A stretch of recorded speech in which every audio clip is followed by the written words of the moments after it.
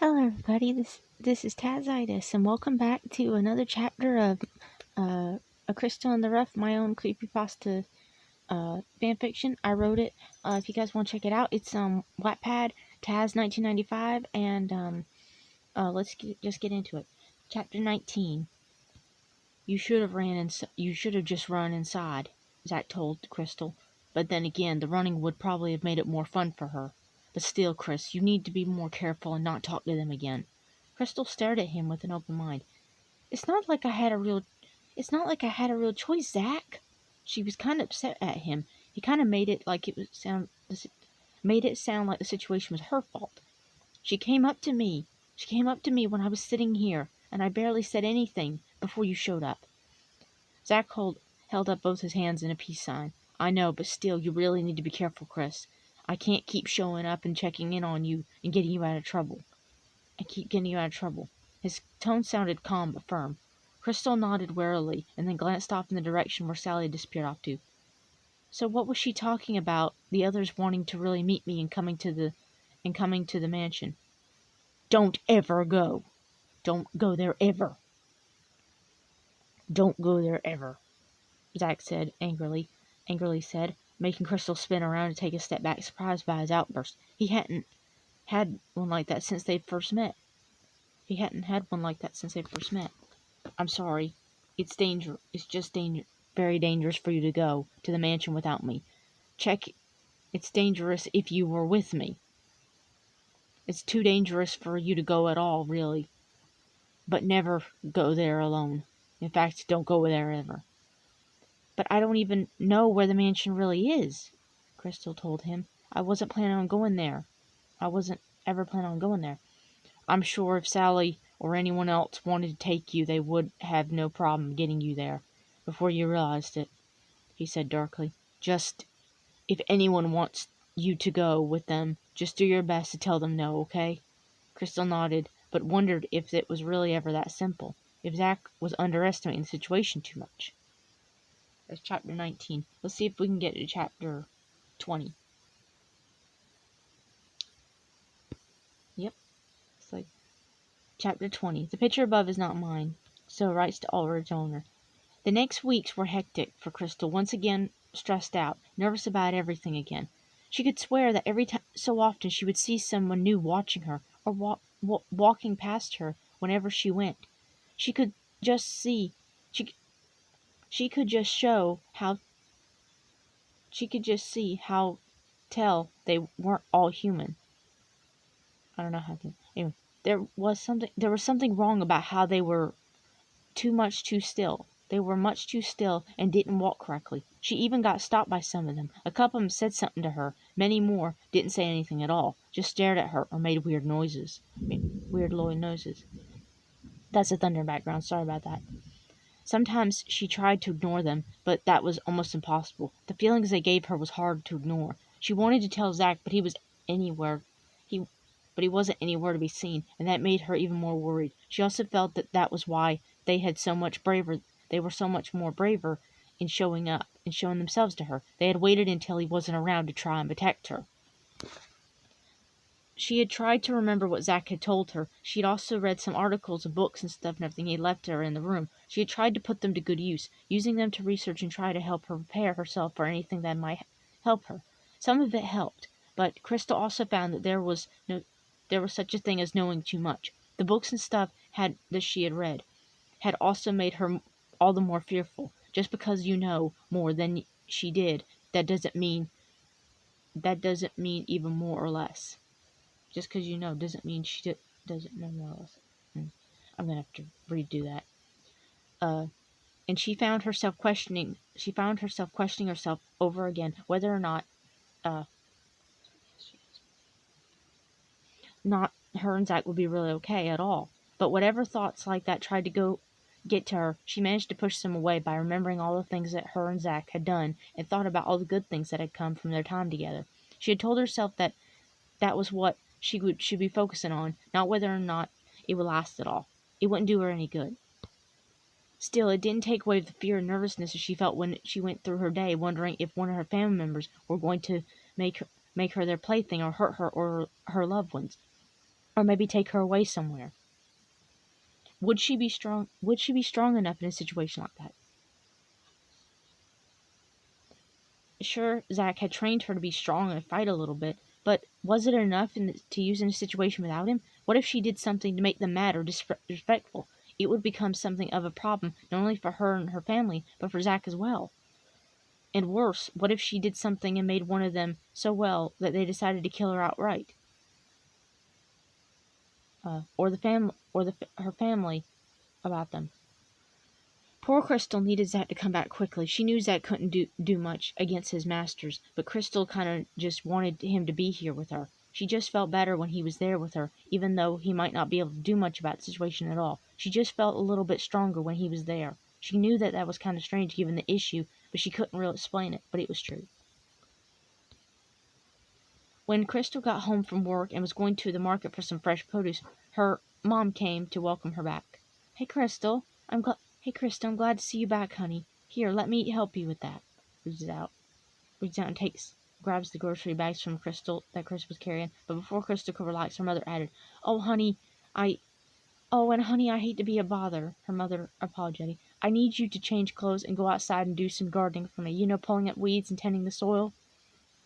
Crystal was tired. Krista was tired and stressed out, and had really been looking forward to going to her room and just taking some her time for herself. But her mother really needed her to do this for her, and she would just have to tough it out. "Sure, I'll do it," she told her. "It'll be okay. It'll be therapeutic for you. You love gardening," her mother told her, looking at her stressful face. "It will be stress relieving for you, and might do you some good." Crystal nodded and then ran upstairs to change. Later on, there Crystal was on her knees, digging through the dirt, pulling weeds, and had managed to relieve some stress. Not all of it, but as she was pulling out the weeds, she liked to think that maybe she could picture every single one as one of her problems, and she was pulling them out, not only of the garden, but out of her mind as well. And she had even managed to start humming to herself, to help herself relax a little bit even more.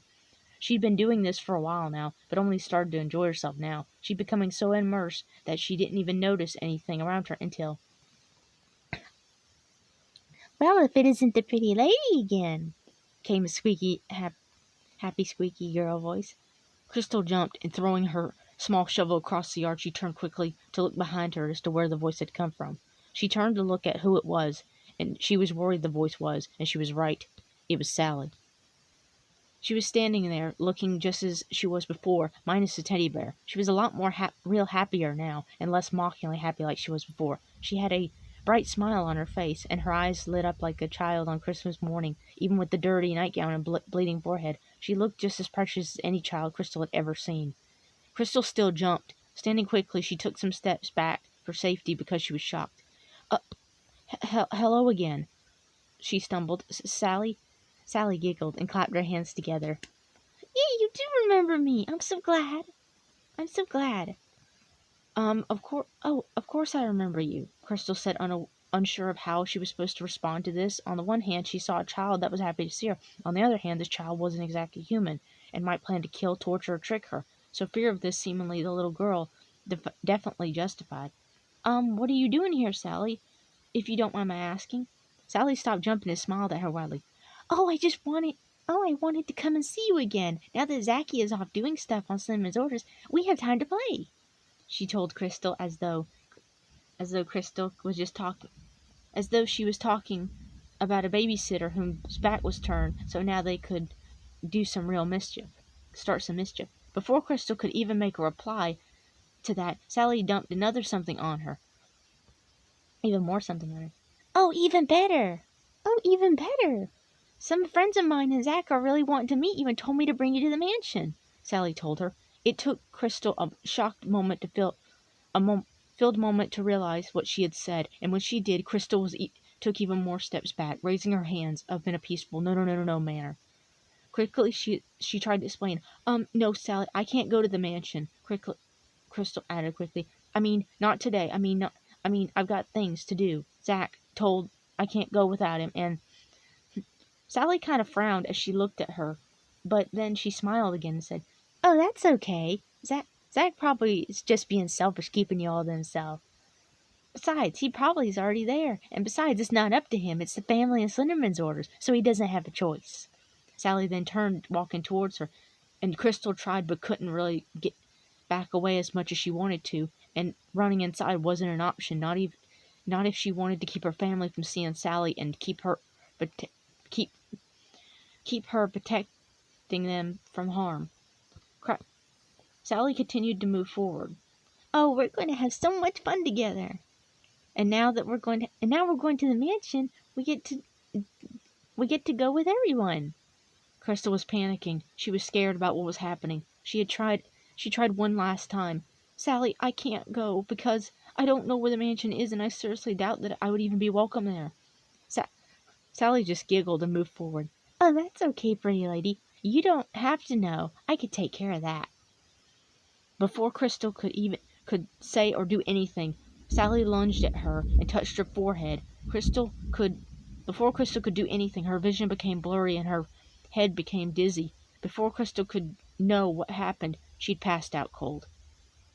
The next thing Crystal, oh crap, the next thing Crystal knew, she was waking up in a cold, dark room that she couldn't even recognize. The room was dark with almost no light at all. The very little light she did have made the room a bluish-gray color. It made most of the room hard to make out.